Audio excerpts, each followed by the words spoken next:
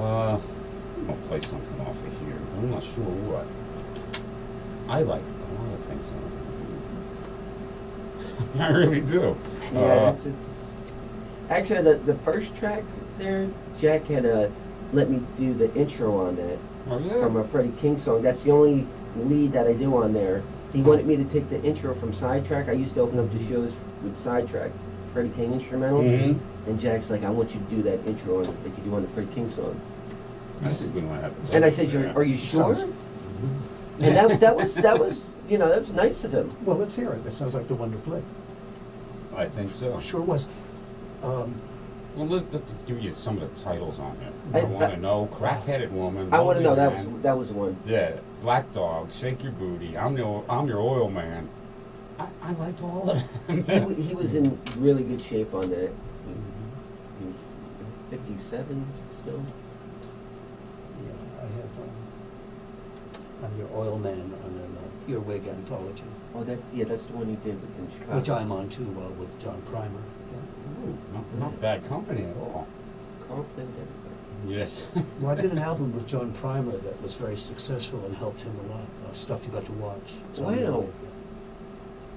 The Sun Seals days, though, those are always good stories. Too. Oh, you old son. That was. You gotta get Carl just a whole show devoted to Sun Seal stories. Well, there's a lot of them you can't tell on the air.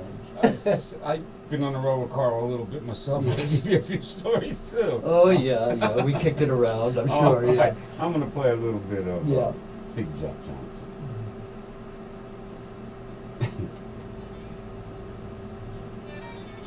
And That's when not it, is it? Yeah. It is. It's good. Sounds great.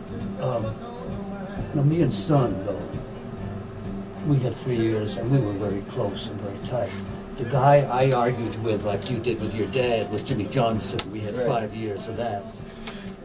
Then I realized in blues, the boss is always right, whatever so you don't argue about nothing. You either. Carl and I were looking for a place one time. We were on Route 29, somewhere between Reading and Philadelphia. And the guy came out in the gas station and had a turban on his head. He's talking to him. He never took it out of drive. And all of a sudden, the minivan's starting to drive, and I'm in the passenger seat going, oh! What? I don't remember. Jump across and hit at the brake. Well, I don't remember. But he got the right directions. He did get good directions from the guy. Yeah, Me, I was driving. I did it. Okay. Yeah. Well, I will. I did that a couple. I will screw up. I've done that more than once. Oh, Parked. Thought I was parked and talking to the wife and left it in drive, and then all of a sudden here. Oh. In the Jimmy Johnson band, they had a saying: if it's cars or girls, don't let Carl handle it. I never seen you do the girls thing, but I seen you do the cars. Yeah, well, you got the picture. Yeah, that's right. Yeah. Oh no, and it gets worse than anything you've seen with cars. Well, I think my choice of Little Milton before this was a good thing, because this definitely has that same feel. Yeah, Little Milton. There's that vocal styling. That does sound like Little Milton Shuffle. It does. The guitar. Boy, Chet on drums was really good. Mm-hmm. Yeah, but this was he got a real good tone too. BB always said he started the way you said you did, looking for the sound, trying to find the tone on the guitar, and that tells you kind of what you can play and what you can't. Mike Stanley said to me one time, if you want to play a solo, there's only two things you need to remember. The note and how much time you want to spend on it. I said, what do you mean the note? He said, well, the first one you start with is the same one you end with. That's a theory. And I thought about it, I thought, idea. oh, what? That Wow. keeps you right in line. It does, yeah. If it Mike's gets a well, smart the guy. thing is, if it No matter where you go, if you come back to here, Yeah. it all works out. Yes, it does. if I see a guitar player just with his head down and just looking at his fingers, That was part of the great genius of Tony Williams, because he could take the drums on a jazz thing out to another Different place, continent, yeah. another universe, but it always comes back, right back. Not right away, but Yep, and come back to that same spot, and I thought, that is actually a rhythm section way of booking things. I know then when you've ever worked with Mike Stanley, he's also a drummer, he's a bass player, he's like an idiot savant of music. He Yeah. really is. I was getting ready to do some stuff with him 10 years ago, and then the Dukes called me, and doing stuff around Yeah, they're Philadelphia. good. I saw that interview you did with them on YouTube. Oh, did you? That's a nice clip. The Yeah. Jazz Bridge thing. Yeah, you guys look great. You sound great. Thank you. You play one more. That right sounds there. great. That sounds Black Dog. That's not the same Zeppelin Black Dog. No. This is let me be. Just had a check. Let me be your black dog. great. Well, they started off trying to do blues, didn't Yes, they? they did. Yeah. I think there were some lawsuits behind that. Crackhead woman. No, this is Shake Your Booty. Oh, or shake your something? booty. Shake your booty. That's good stuff, man. I like the Shake it. keyboards on there too. Yeah. Jethro Tull was a blues band. Yeah. Oh yeah. They tried. Oh, And Peter Green again. You think of Fleetwood Mac, you don't think of Peter Green, but early Fleetwood Oh, Mac. he was Peter bad. they Green. did an album with Otis Spanish. Oh my God. Peter Green was was such a great blues Yeah. guitar player. You know, you can't, the stuff you're talking about, like getting called into sessions to do solos, it don't happen around here. There isn't enough recording, and everybody wants to do their own thing, whatever it is, so it's not like they, But see, if I was gonna do a job and have it done right, yeah.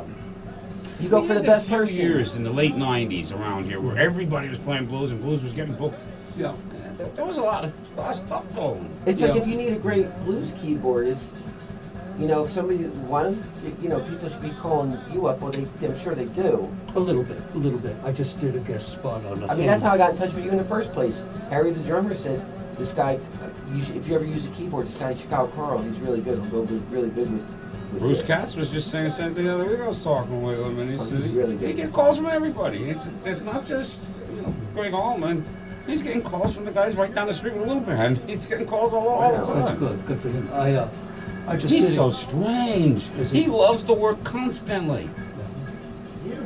That's how it The is. first album he ever played on, I think, is the best thing he ever did. It's a jazz album by a friend of mine, Arnie Cheatham. The album is called Romantha. Wow. Yeah, he actually was talking to me about his first thing he ever did and how long it's been, like 28 years, 32 years, something, whatever it was. And he still thinks very fondly of his first stuff. Yeah. I just did a guest spot on a thing Dana Gaynor is working on. And there was another one I just did too recently, I can't even remember. Oh, somebody in California through the magic of technology. And that's a jazz thing with a big band. Wow. Dana Gaynor's guitar playing is quite nice. Very strong. Yeah. It's very strong. Yeah. Sometimes she reminds me of Dave Guerrero. Yeah. The way she just Yes. is gone. You know, Yeah. that in another universe again, and then right back. And I always just used to think of the word passionate about Dave's playing, and he and Al, when you had them together on the gig, I used to love that when I had the two of them together. But she's got a very similar quality, yeah. And she commands the stage, man. She's got a stage presence. So. he was on stage one night when I was doing the jam out in Emmaus, and string broke, and the other guitar player was up there saying, "A little cut is short, and you know you can get different strings." I don't need 6 strings. I know how to play Right. guitar. That's right. Yeah. Yeah, she's got that kind of attitude. She's a warrior. That's just the way to look at it. I know how to play guitar. I don't need 6 strings. Yeah. I said it with Jimmy Super. I want you to sit in. My guitar player, she doesn't like other guitar players, but she can let you sit in. And I did. I'm a man, and I think Can't Judge a Book did good too. I've been trying she to talk goes- Super into doing that old Wet Willie song, "Keep on Smiling." That fits his style with the little harmonica, kind of rock and blues. Yeah. He just won't do it. I don't know what his deal is. Jimmy's great. But yeah, he has great chops and a But lot he's of been heart. working at it a long time. And I remember Wet Willie. I had an album by them, and yeah, Oh, that band. their vibes, they're just right for. Oh, it'd be for Jimmy. perfect for him. Yeah. James is just a smiling. Man, that guy. I don't think he ever stops smiling. He loves what he's doing because he wanted to do it for so long and nobody wanted him to. It was Really? like, you can't do it, you can't do it. That's And he kept on doing it. Because he could really sing and he could really play the Yep. harp. Yeah, but see, when he first started, though, I remember him as a pretty good harp player. And his vocals were, he wasn't confident. And then as he built up his confidence, then it was like, man, I love going to see him. We're talking for 20 years now, I love going to see him. Yeah, he's got that thing going with Sarah now. They're working quite a bit. I like So- seeing that. Well, Sarah doesn't want to work as much as she did because vocally she can't. She's not strong enough Right. anymore. Yeah, I was gonna book her for a little while there. I booked her on a couple of things, but that's a whole different story. I don't know who she has guitar player now because I know her ex-husband was help filling in for a little while, Greg Lipsky, but I don't know what's going on there. I don't know. That's some drama over there. Yeah. Well, Greg's brother, he has a brother that's a guitar player too. He works with me. Music runs in that family. Carl air guitar. Yeah. What? That's awesome. What? I've seen Carl come to a gig and not play keyboard, they'll play guitar. He hears everything. I've seen him do I that. played guitar on 2 records that made it to Billboard's Hot 100. I've seen him do it, yeah. But it was 40 years ago. It was all stuff like that. Yeah, we Wasn't are sitting here talking about everything in the blues music business, except anything we're supposed to. And my computer in front of me is just doing weird things, but it's okay. I will catch up to what we're doing.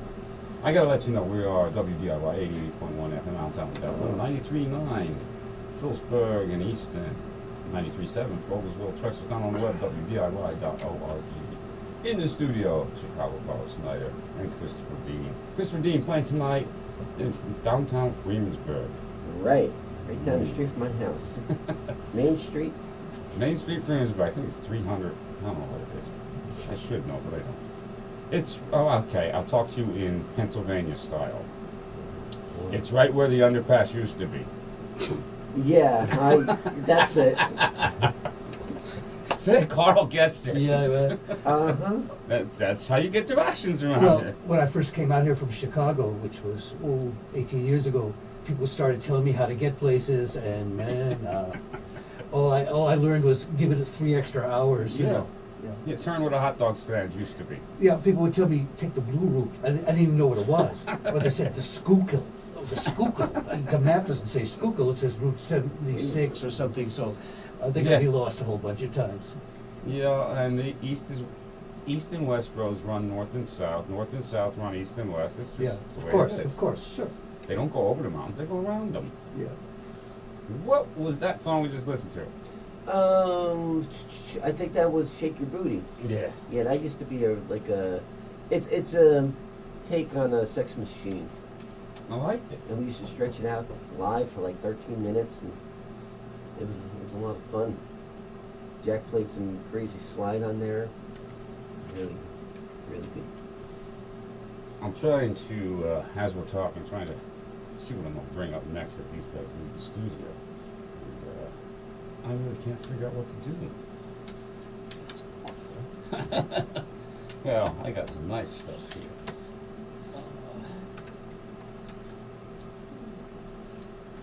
That one might be the one. Lucky Peterson. Yeah, I think we're going to just try a little lucky.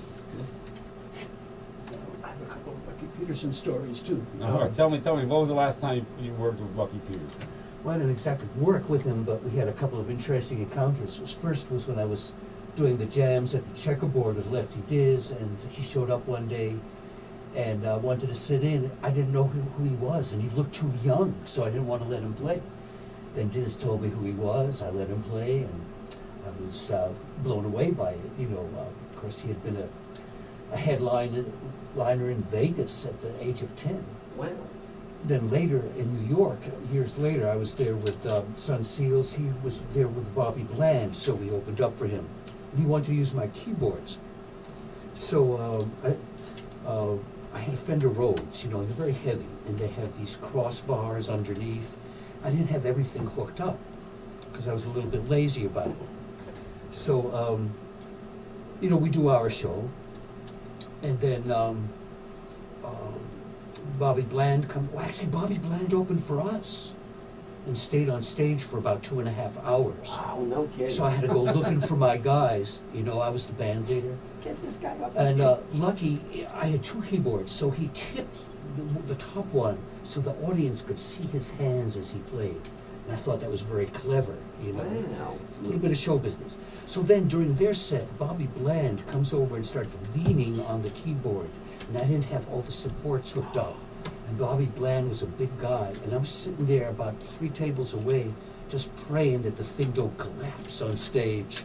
with Bobby going down, the keyboard, the whole show going down in flames, and me being the culprit. So thank God it didn't happen. It held up. But that was those are my Lucky Peterson stories. All right. Well, that's good enough for me. Probably a little bit of Lucky Peterson things I got to keep up right now. So we don't have to do that. And Lucky, bless him, is he's still around and still kicking the blues. And playing with some great people. Absolutely. I mean, his work with other people over the years is amazing. When I collapse, you know, I could do a whole show of that. I'm gonna have to do that soon. But right now, we're gonna play some Lucky Peterson. Yeah.